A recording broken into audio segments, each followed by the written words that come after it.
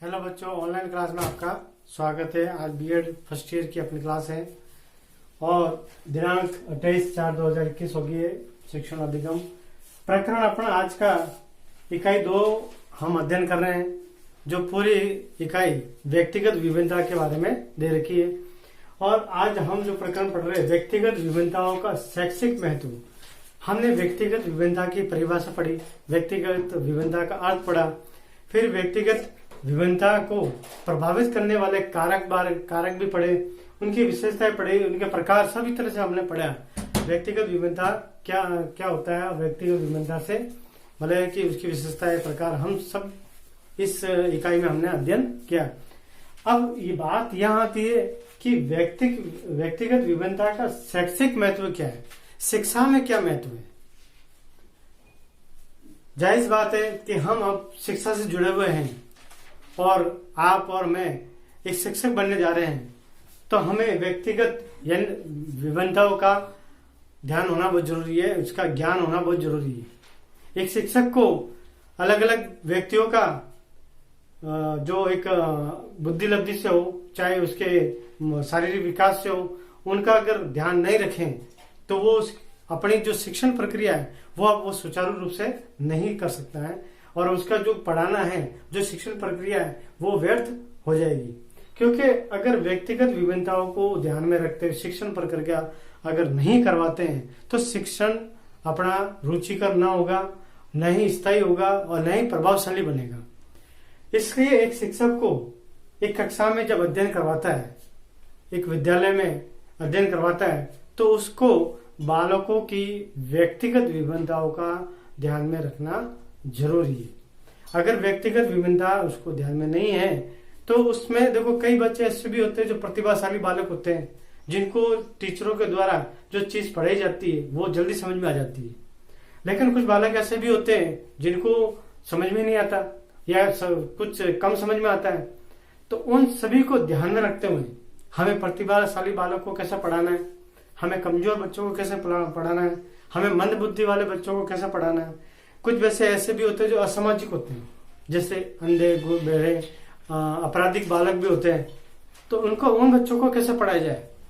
अगर ये बातें अगर एक शिक्षक ध्यान नहीं रखेगा तो शायद मुझे लगता है कि मंद बुद्धि के बालक है, जिनकी बुद्धि लब्धि 90% से कम है, तो वो बच्चे पिछड़ जाएंगे, पीछे रह जाएंगे। इसलिए व्यक्तिगत विभिन्नता का शिक्षा में बड़ा महत्व है। हम पॉइंट वाइज एक ही कक्षा के छात्रों को व्यक्तिगत विभिन्नता होती है, उन सभी छात्रों को एक साथ बिठाकर एक ही अध्ययन विधि द्वारा एक ही पाठ्यक्रम की शिक्षा दी जाती है, किंतु मेरे छात्रों को उतना लाभ नहीं मिल पाता है। यानी हम एक ही किताब से, एक ही शिक्षण विधि से, एक ही तरीके से अगर हम सभी बच्चों को पढ़ाएं तो शायद उन 50 बच्चों की क्लास में कुछ बच्चे सीख पाएंगे, कुछ बच्चे उस चीज को नहीं सीख पाएंगे।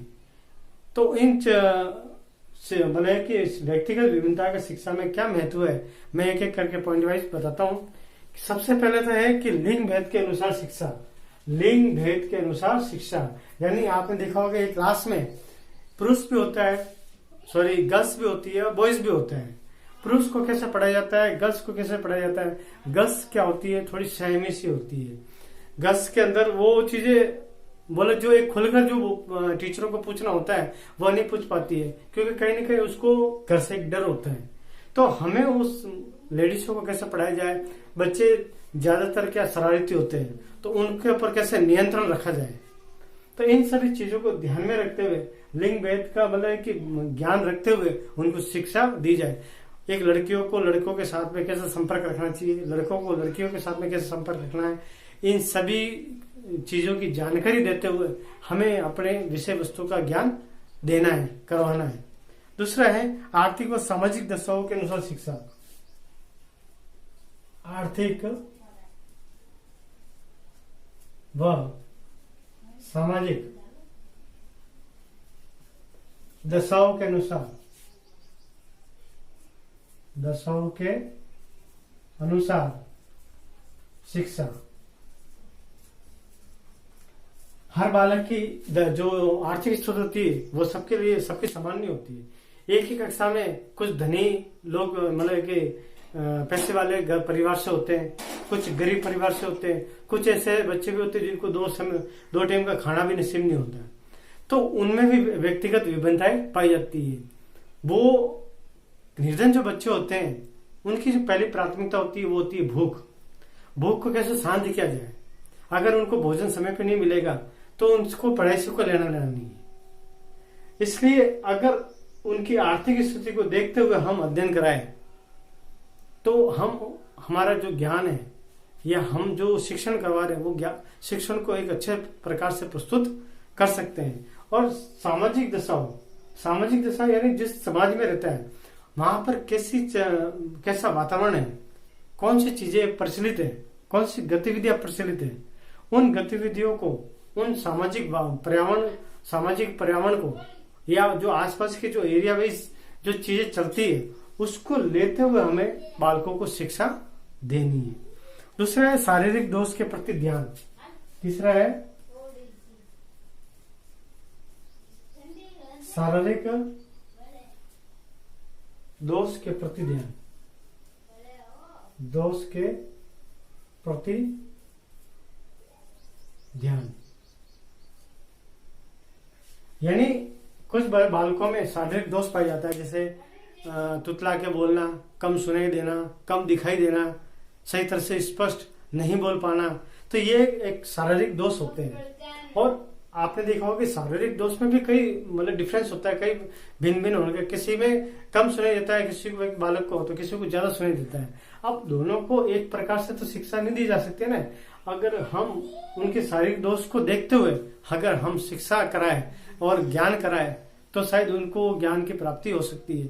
आपने देखा होगा कि आज के वर्तमान समय में जैसे अंधे लोगों की, जो अंधे बालक होते हैं उनकी अलग स्कूल होती है, बहरे बालकों की अलग स्कूल होती है, उनका पाठ्यक्रम अलग होता है, उनकी विषय वस्तु अलग होती है, उनको जो इनकी जो टीचर लगाते हैं वो उनकी जो ट्रेनिंग करी होती है, जो अलग से ट्रेनिंग प्राप्त होते हैं शिक्षक, उनको अलग से लगाया जाता है जिससे वो अच्छे तरह से उसको समझा सके, अच्छे से वो ज्ञान दे सके, अच्छे से वो सिखा सके। ठीक है, तो शारीरिक दोष, शारीरिक जो बालकों के शारीरिक दोष होते हैं उन दोष को देखते हुए भी हमें ज्ञान करवाना चाहिए। ये भी एक व्यक्तिगत विभिन्नता में आता है। दूसरा है गृह कार्य के नवीन धारणा। गृह कार्य की नवीन धारणा यानी गृह कार्य भी हमें अलग अलग प्रकार से देना चाहिए। किसी बालक, अगर जैसे प्रतिभाशाली बालक है तो हमें उसको अलग प्रकार से ज्ञान करवाना चाहिए, अलग प्रकार से गृह कार्य देना चाहिए। जो कमजोर बालक है तो उनको हल्के सरल प्रकार से जो गृह कार्य देना चाहिए। एक ही प्रकार से सभी को गृह कार्य नहीं देना चाहिए। फिर है इसके बाद में व्यक्तिगत शिक्षण की व्याख्या। पांचवा है व्यक्तिगत शिक्षण की व्याख्या। हमें बालकों की व्यक्तिगत शिक्षण का भी ध्यान रखना है। कुछ बालक होते हैं जो जल्दी समझ जाते हैं, कुछ बालक होते हैं जिनको समझ में नहीं आता है। तो जिनको समझ में नहीं आता उनको अलग तरह से पढ़ाया जाए, जिनको जल्दी समझ में आता है उनको अलग शिक्षण दिया जाए। यानी हर व्यक्ति की व्यक्तिगत शिक्षण प्राप्त करने की प्रक्रिया अलग अलग होती है। हमें उस प्रक्रिया को ध्यान में रखते हुए ही ज्ञान करवाना है। उसके बाद में है कि छात्र वर्गीकरण की नवीन विधि। छात्र वर्गीकरण की नवीन विधि। पहले छात्रों को अलग अलग बिठाया जाता था, लड़के अलग बैठे जाते थे, लड़के अलग बैठते थे। और भी वर्गीकरण बहुत सारे हैं। प्रतिभाशाली बालक अलग बैठते थे, मंद बुद्धि के बालक अलग बैठते थे, जो कमजोर बालक होते थे उनको अलग बैठ के पढ़ाया जाता था। नहीं, लेकिन अब हम जो बालक एक साथ बिठाकर पढ़ाया जाए, उनको एक साथ ज्ञान कराया जाए, जिससे क्या होता है कि कुछ कमजोर बालक प्रतिभाशाली बालक को देखकर वो सीखते हैं, उनको देखकर मनोबल बढ़ता है, उनको देखकर जिज्ञासा उत्पन्न होती है। इसलिए उनके साथ में बिठाकर ही ये कार्य करवाना चाहिए, उनको ज्ञान करवाना चाहिए। ठीक है। कक्षा का सीमित आकार, 7वां है कक्षा का सीमित आकार। आज के वर्तमान समय में कक्षा, एक ही कक्षा में कितने 70 बच्चे 80 बच्चों को एक ही टीचर के द्वारा पढ़ाया जाता है। ये मतलब अगर हम शिक्षण करवा रहे हैं तो अगर एक ही क्लास में 70-80 बच्चों को पढ़ाएंगे तो शायद वो सही तरह से ज्ञान प्राप्त नहीं कर सकते हैं। एक क्लास का जो क्राइटेरिया होता है तो 40 बच्चों का होता है, 40 बच्चे पे एक टीचर होना चाहिए, जिससे वो एक व्यक्तिगत रूप से ध्यान रख सके, व्यक्तिगत रूप से उनकी त्रुटियां निकाल सके, उनकी गलतियां निकाल सके। अगर 70-80 बच्चे होंगे तो पढ़ने का एक माहौल बिगड़ता है, अनुशासन बिगड़ता है और वो टीचर भी व्यक्तिगत रूप से उनका ध्यान नहीं रख सकते हैं। तो कक्षा का जो आकार होना चाहिए वो कैसा होना चाहिए? सीमित होना चाहिए। अब है 8वां, शिक्षण पद्धतियों में परिवर्तन। शिक्षण पद्धतियों में परिवर्तन। प्राचीन काल से लेकर अभी तक जो हमारी जो पढ़ाने का जो तरीका है, शिक्षण करवाने का जो तरीका है, शिक्षण विद्या जिसको हम बोलते हैं शिक्षण विद्या, हर मतलब है कि शिक्षण विधियों में भी परिवर्तन आना चाहिए। अब कैसे कि कुछ बालकों को पढ़ाने में अलग तरीका लिया जाता है। जैसे मान लो कमजोर बालक है, हम कमजोर बालक को जब पढ़ाते हैं, अध्ययन करवाते हैं, तो होशियार बच्चों की जो पढ़ाने की विधि है वो वहां पे हम उपयोग में नहीं ले सकते हैं, क्योंकि और हर टीचर को पढ़ाने में अलग अलग विधियों का काम लेनी चाहिए, अलग अलग विधियों को उपयोग में लेना चाहिए। अपने शिक्षण मतलब कि अपने पढ़ाने का तरीका, ये शिक्षण प्रक्रिया का जो है प्रक्रिया है वो समय समय पर चेंज करते रहना चाहिए, उनको परिवर्तन करते रहना चाहिए, जिससे क्या होता है कि व्यक्तिगत विभिन्नता का पता चलता है। अब है व्यवसाय निर्देशन, हुआ है व्यवसाय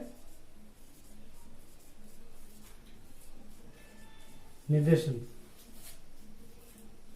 व्यवसाय के बारे में निर्देशन मिलना चाहिए।